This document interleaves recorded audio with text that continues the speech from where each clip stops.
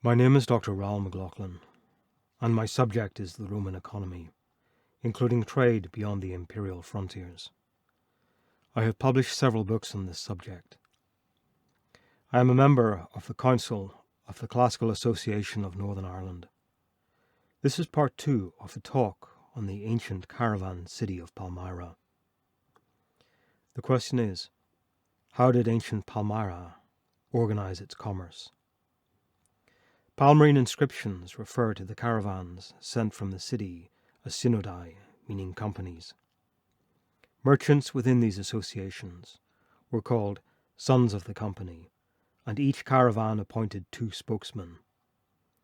One of these representatives took the title synodarchos, or caravan leader, with responsibilities concerning security and travel logistics. Another was appointed archimporos, or leading merchant, to manage tolls, taxes, and business deals at destination markets in Babylonia. Merchants joining the expedition contributed funds for necessary expenses to these representatives. The synodarchos arranged for caravan guards, and the archimporos paid the tolls and bribes taken by communities encountered on the planned route. Sometimes the archimporos took care of expenses from his own funds, or negotiated a lower rate on behalf of his associates. These men were honored by inscriptions in Palmyra, where they were praised for bringing back caravans at no cost, or at their own expense. Palmyrene caravan ventures were seasonal operations, timed to coincide with desert conditions and the annual trade winds in the Persian Gulf that delivered merchant ships to Spasno-Charax. Based on later historical evidence, the Palmyrenes probably organized 2 caravan ventures into Babylonia every year. One caravan traveled to the main cities of central Babylonia, and the other made the longer journey south to Spasno-Charax. Both caravans would have left within weeks of one another to exploit favorable conditions. A medium-sized caravan included 1,000 fully loaded animals, but larger convoys maintained several thousand camels to carry merchandise and travel supplies, including bedding and tents. Each caravan included several hundred drovers and scores of armed guards to ensure the safety of the company as they passed through contested territories or regions threatened by bandits. The returning caravans probably planned to arrive back in Palmyra within the same time period. During this era, Palmyrene merchants began to outfit their own commercial ships to sail from the Persian Gulf to trade ports in the Indus kingdoms. These ships used the seasonal monsoon winds to cross more than 1,200 miles of ocean. Ships were constructed using methods similar to Mediterranean vessels, and they are depicted on ancient funeral sculptures from monuments near Palmyra. The businessmen who organized these voyages to India probably rented space in the cargo deck to commercial associates from their home city who wished to trade in India. Confirmation of trade ventures to the Indus kingdoms comes from 2 inscriptions dated to AD 157 that honor businessmen who organized voyages to Indo-Scythia. One of these inscriptions reads, "Merchants returned from Scythia on the ship of Hunanu, son of Haduran, and honor him for having assisted them." Another text is dedicated, "From the merchants back from Scythia on the ship of Bilaus, Cairo." From the Persian Gulf, ships also sailed westward to visit trade stations in southern Arabia and northern Somalia. Evidence of Palmyrene business operations in the Gulf of Aden comes from the island of Socotra on the Horn of Africa. In ancient times, Somalia produced large amounts of incense and other fragrant saps, which sold for high prices in Roman markets. Ancient wooden tablets found in a cave at Hoc on the northeast coast of Socotra included business records written in Indian, Ethiopian, Nabatean, and Palmyrene texts. Some Palmyrene ships visiting India and Arabia opted to transport their eastern cargoes through the Egyptian Red Sea ports.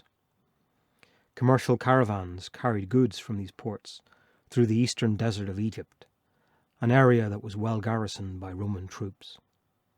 The cargoes were brought to the Nile city of Coptos, then loaded on barges for transport upstream to Alexandria and the Mediterranean. In the mid-2nd century AD, a group of Palmyrene businessmen established a commercial building in the Nile city of Coptos. A Palmyrene inscription honors a businessman named Zabdalos, who helped the merchants of the Red Sea who came from Hadriane, Palmyra. They honored Zabdalos, who established the foundations of this building entirely from his own funds. Archaeologists have found 2 Palmyrene altars in the ruins, along with 12 stone slabs, each depicting a pair of Palmyrene merchants. Palmyrene businessmen from Coptos also left a dedication in the nearby Nile town of Dendera, the site of a major temple complex. This inscription refers to Palmyrene businessmen as narkoloi, meaning captains or ship owners involved in Red Sea voyages. Roman agents at Palmyra assessed the quarter-rate customs tax, the tetarche, that was imposed on all commodities crossing the imperial frontiers. Some of these officials could have been Palmyrenes who paid imperial authorities competitive rates for the right to collect the tax and keep any surplus earnings. An inscription from a tomb tower in the Belkis necropolis records how imports worth 360 million sesterces were assessed for the tax at Palmyra. The precise amount is presented in 3 currencies, including Roman, Palmyrene, and Greek monetary units, listed down to small denominations such as brass shekels and obols. To place this figure in context, the revenues of the Roman Republic were 340 million sesterces in the 1st century BC. Palmyrene imports, valued at 360 million sesterces, would have raised 90 million sesterces in tax revenue for the Roman state. That is enough to pay the annual cost of 6 Roman legions. Trade goods were conveyed onwards under state bond, with the assessed import payment due at the destination city. If a merchant could not afford to pay the tetarche in cash, then customs agents would secure a quarter share of the merchandise to sell on behalf of the government. This was a system practiced in Egypt, and it meant that the government was not responsible for the cost and risk involved in moving large amounts of cash or seized goods between frontier stations and the Mediterranean ports. Once the tetarche was evaluated at Palmyra, merchants regrouped into smaller caravans for travel to the Syrian capital, Antioch, or one of the other cities on the Mediterranean coast. Antioch was positioned next to the Orontes River and connected to the Mediterranean via a large port called Seleucia Perea. This was the closest major seaport, at 150 miles, or 10 days' travel from Palmyra. Confirmation is provided by a Palmyrene inscription that honors a tetarche collector at Antioch, who gave special assistance to a caravan returning from the Persian Gulf port of Spasno-Charax. The Greek doctor Galen encountered what was possibly a Palmyrene caravan at the Phoenician port of Tyre or Sidon. Galen visited Syria in the AD 150s, looking for Eastern drug ingredients for his medical remedies. He reports, "I had the good fortune to get hold of some Indian lycium, as the drug had recently been imported to Phoenicia, together with some Indian aloe." Galen was certain that the product was genuine because it was brought in by camels with a whole cargo, and the material is not produced in this region. Many merchants would have sold their eastern goods to Greek and Roman shippers based at Syrian ports. But Palmyrene trade networks also operated in the Mediterranean. Many of the merchant vessels visiting the Syrian ports were sailing to Rome, which was the largest commercial market in the empire. Merchant communities from Palmyra and Tyre operated in Rome, where they established temples to their homeland gods. Their commercial networks extended into Gaul and supplied the Atlantic trade routes that brought continental commodities and Syrian merchants such as Barates into Roman Britain. Due to the wealth passing through Syria, gangs of bandits would lie in wait to ambush caravans crossing through unclaimed wilderness territories. To counter this threat, the city council in Palmyra raised and armed its own state troops to protect routes that led from the city east to the Euphrates. These troops were under the command of Palmyrene generals, issued with orders to accompany the caravans, protect approved travellers, and patrol the wilderness.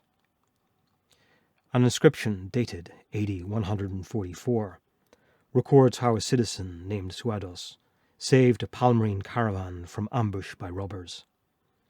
Suados held a command on behalf of the city council, and his intervention was commemorated by grateful merchants with several statues in prominent sanctuaries. A Greek inscription in the Palmyrene temple of Athena records that Suados took a large force and protected the merchants against the robbers who had lain in wait for a long time to harm the caravan. The Palmyrene Council also dedicated statues to Suados and placed these on columns in a plaza near the city centre. A dedication from AD 150 records that Suados achieved an unprecedented reputation for his military actions and was the first Palmyrene to have statues erected in his honour at Charax, Vologeses, and a caravan station called Genes. The inscription records that Suados was also honoured in decrees issued by the governors of Syria and commended in official letters by the emperors Hadrian and Antoninus Pius. The Roman military were also involved in efforts to protect Palmyrene caravans from attack by bandits and hostile nomads. In AD 135, a Palmyrene caravan led by a merchant named Ulpius Abgar was returning from Spasno-Charax when the group encountered difficulties on the Roman frontier. The inscription commends a centurion named Julius Maximus, who protected the merchants from bandit communities in the Syrian desert. The Palmyrene City Council approved the existence of military outposts on the mid-Euphrates, where their caravans reached the river. These stations were garrisoned by troops raised and paid for by using the profits gained through commerce. Military personnel based at the sites consisted of armed camel riders and teams of archers who were trained to fire from their mounts.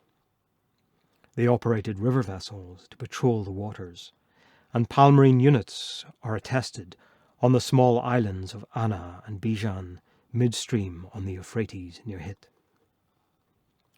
Palmyrene interest in protecting caravan traffic transformed the city into a regional military power.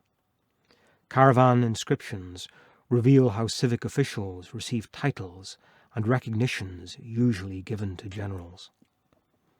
An inscription from AD 199 names a Palmyrene who was selected several times by the council to serve as strategos or general of desert troops. He is credited with taking command against the nomads and assuring the security of merchants and many caravans under his leadership. Although they were not part of the Roman command structure, these generals received commendations from Syrian governors in recognition of their military exploits. As in other parts of the ancient world, trade thrived when overland routes were dominated by a strong and accountable authority, able to deploy troops to protect its commercial interests. But Palmyrene prosperity did not last, and in AD 216 the Parthian army was decimated in a new conflict with Rome. As a consequence, the Parthian regime was overthrown and replaced by a royal Persian dynasty known as the Sassanids. The 3rd century also became a period of crisis for the Roman Empire, as repeated civil wars, lethal pandemics, and foreign invasions reduced the fighting strength of the legions. The desert frontier between the Roman and Persian empires became a battleground as they fought to capture or devastate strategic outposts and control invasion routes. In AD 260, the Persian king Sapor captured the Emperor Valerian on campaign. Valerian's son, Gallienus, was proclaimed emperor in Rome, but the commander of the Rhine legions declared autonomy and established an independent government in Gaul. Gallienus was also challenged by imperial rivals who seized power in Syria. The Palmyrenes took this opportunity to intervene, and a commander named Odenathus gathered a large force of armed men from his home city. His militia pursued and attacked the Persian army as it withdrew from the Roman frontiers, and helped defeat rival imperial claimants in Syria. With these victories, Odenathus proclaimed himself ruler of Palmyra, and received imperial titles from the grateful Emperor Gallienus, including Preserver of the East and confirmation of consular Roman rank. By the time Odenathus was assassinated in AD 267, Palmyra had become a royal military regime, dominating Roman Syria. After the death of Odenathus, his wife, Queen Zenobia, claimed his royal titles and began to rule on behalf of their infant son.